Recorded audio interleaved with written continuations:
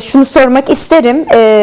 Dediğimiz gibi tam zamanlama açısından süreçle ilişkilendirdiğimizde, demokratik ekonomiden bahsettiğimizde ve ekonomik örgütlenme çalıştayından bahsettiğimizde nereden başlarsınız diye bir soru yönlendirmek isterim. Çünkü birçok konu başlığı var elimizde. Yayınladığınız bir sonuç bildirgesi de var, ancak neden ihtiyaç duyulduğuyla başlayalım kısaca. Şöyle, yani Kürt halkının ya da Kürtlerin yoksullukla ilgili imtihanı aslında uzun süredir tartışılan, çözüm önerileri için ya da ne yapılabilir konusunda en azından devlet dışı örgütlerin ya da yapılanmaların uzun süredir aslında üzerinde yorum yaptığı ya da tartıştığı, araştırmalar yaptığı bir şey. Yani Kürdistan'ın toplum olarak sömürge bir coğrafyada yaşıyor olması, dünyadaki aslında tüm sömürge devletlerin yaşadığı kaderi yaşadığını da görmek gerekiyor. Yani kendi zenginliklerinden kendinin yararlanmadığı, yoksullaşmayla, göçle veya işte yoksulluğun kendi içinde barındırdığı bir sürü sorunla yüz yüze gelme meselesi. Yani Kürt hareketi ya da Kürtler uzun süredir aslında 100 yıllık cumhuriyette sürekli siyasal anlamda statülerini ya da var olduklarını ya da mevcut kılınan, farz kılınan asimilasyon ve yok sayma politikasında bir mücadele içinde oldular. Ama bunun yanında aslında toplumun birebir yaşadığı yoksulluk ya da ekonomik ya da işte tarımdan uzaklaştırma, kentte yaşanan farklı sorunlarla da çözüm getirebilme için aslında 2000 yıllarından sonra da farklı çalışmalar yapıldı.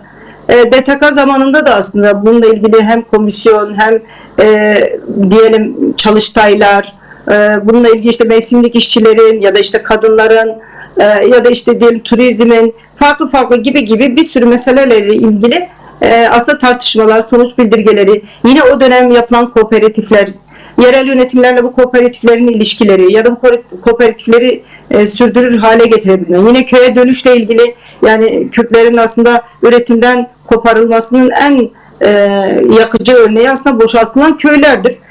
Yani bir anda topraklarından koparılıp metropol kentlerde üretimden koparılıp yoksullaşma meselesi gibi. Yani başlıkları çok fazla. Toplumun en sıcağı yaşadığı sorunlarla ilgili dönem çalışmalar, tartışmalar yapıldı. Sonuçlar, belki toplum içinde farklı örgütlenmelere de gidildi bugüne kadar.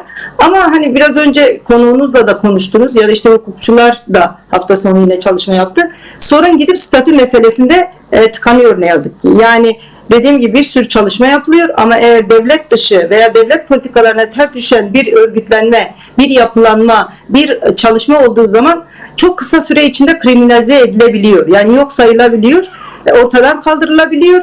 Bu çalışmalar bir şekilde engelleniyor. Eğer statü meselesi ya da işte bu süreçle ilgili bir değişiklik, yani devlet politikası kendi içinde barındırdığı o kodları, yani Cumhuriyet'in kuruluş kodlarında kendi halkına, beraber yaşadığı halka bakış açısında bir değişiklik ya da bir ekseni değiştirme olmasa yoksullukla bu toplumun yaşadığı meseleler devam edecek. Yani statü ve hukuksal dayanak aynı zamanda bu örgütlenmelerin ve bu yapılanmaların, bu çalışmaların rahat yürütülmesi gerekiyor. Yani size bunun için kısaca bir örnek vereceğim. Sarmaşık Derneği'ni biliyorsunuzdur, duymuşsunuzdur. Bu konuda çalışma yürüten arkadaşların önüne çıkmıştır.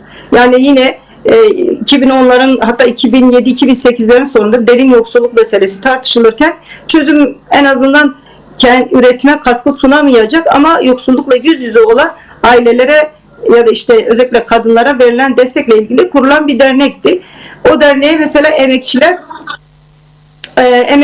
10 TL veriyorlardı ya da ona destek veriyorlardı. Bugün işte 2016'dan sonra, darbeden sonra o dernek de kapatıldı. O derneğin yöneticileri yargılanıyor.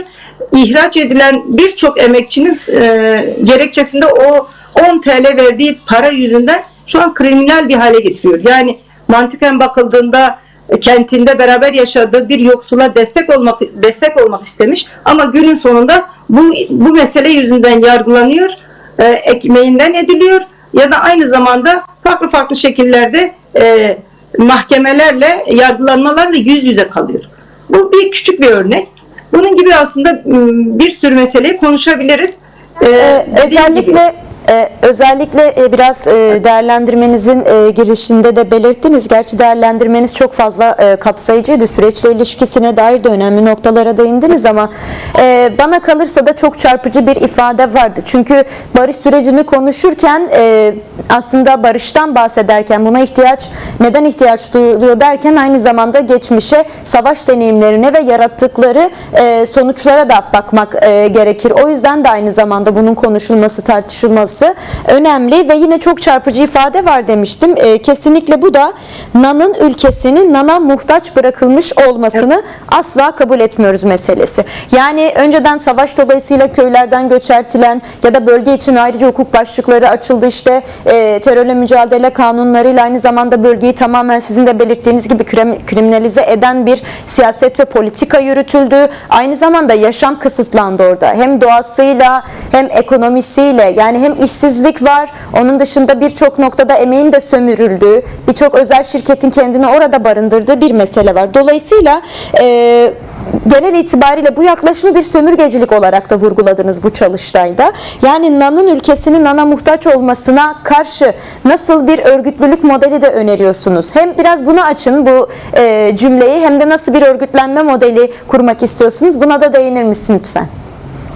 Yani bunun bahsettiğiniz gibi tarihsel zeminleri yani uzağa gidiyor. Şark ıslah planlarından tutun birçok yasayla aslında dediğiniz gibi Kürdistan'da yaşayan toplum, Kürdistan'da yaşayan halk kendi toprağından, üretimden koparılıp bir şekilde aslında hani Mezopotamya'yı coğrafik olarak Orta Doğu'nun işte ilk tarımın yapıldığı, ilk işte diyelim kadın öncülüğünde üretimin her alanda aslında, yani şunu hep örnek verdik. Yaşadığımız toprak tarihsel anlamda mercimeğin, nohutun, buğdayın ilk üretildiği bir yer. Ama biz bugün o kadar üretimden uzak bırakılmışız ki bunu hem dışarıdan satın almak zorunda kalıyoruz, hem de bu satın almaya da ulaşamıyoruz. Gibi aslında dediğim gibi 2 günlük o çalıştayımızda bu konular hep tartışıldı. Yani mevsimlik işçi meselesi, mevsimlik işçi olmak zorunda bırakılmak, o yollarda karşılaşılan eziyetler, onun yanında yine hem emekçi olmak hem de aynı zamanda Kürt kimliğiyle yaşadığı bir sürü sıkıntıyı aslında zaman içinde beraber de yaşadık. Bunları da gördük. Yani bir zenginliğin içinde o zenginliğe ulaşamamak, yani biraz önce haberinizde de geçtiniz, hocamın da ifade ettiği gibi bir zenginliğin içinde eğer siz yoksulsanız sömürge bir durumdasınız. Şimdi buna karşı ne yapılacak? Asıl meselemiz bu. Biraz önce ifade ettiğim aslında bununla ilgili tartışmalar ya da neler yapılabileceği konusunda, nasıl bir örgütlenmeye gidileceği konusunda tarihsel bir zemini var. Daha önceden de defalarca çalışmalar yapıldı. Önemli olan pratiğe geçebilmek. Yani kentte mesele ayrıdır, köyde mesele ayrıdır, köye dönüşler meselesi ayrıdır.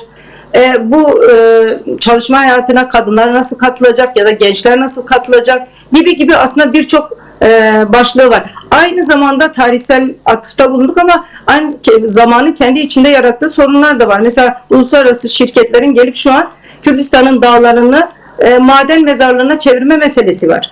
Ekoloji meseleleri var. Ya da bunun yanında işte turizm meselesi var. Yani bir anda Kürdistan'da belki silahlı çatışmanın bitmesini en azından bitmesinden sonra daha önce hiç görülmeyen yerleri ya da Kürdistan'ın doğal güzelliklerini turizme açılmasının o halka ne getirisi olacak ne götürüsü olacak meseleleri var. Kayyum meselesinden sonra 2,5 yıllık bir yerel yönetimler deneyi var. Onlar ne yapabilir? Şöyle bir mantıktan da kurtulmamız gerekiyor. Yani yerel yönetimler var, her şeyi onlar çözecek de bize çözüm getirmediğini 2016 öncesini de yaşadık. Bunlar hep aslında çalıştayda tartışıldı. Çözüm önerileriyle ilgili işte kooperatifler, komün yaşamı tekrardan yaşatabilmek, yani aslında Kürt toplumunun ya da Anadolu toplumunun aslında hepsini ifade edebiliriz. Bir komün yaşantısı, beraber yaşantısı deneyimi var ve insanların ilk toplumsallaşmayı yaşadığı topraklar üzerinde bu nüveleri zaten taşıyor. Önemli olan bu nüveleri yeniden yaşatabilmek ve bunları tekrardan hayata geçirebilmek meselesi. Yani hani çok ütopik, çok ulaşılmayan bir şey değil. Aslında birebir yaşadığımız bir meseleyi tekrardan hayata geçirme meselesi ve toplumun çok derin yaşadığı sorunlara çözüm olabilmek gibi sorunlar. Bir de bu çalıştay sorunun çözüm noktası değil. Daha yapılacak çok işler var.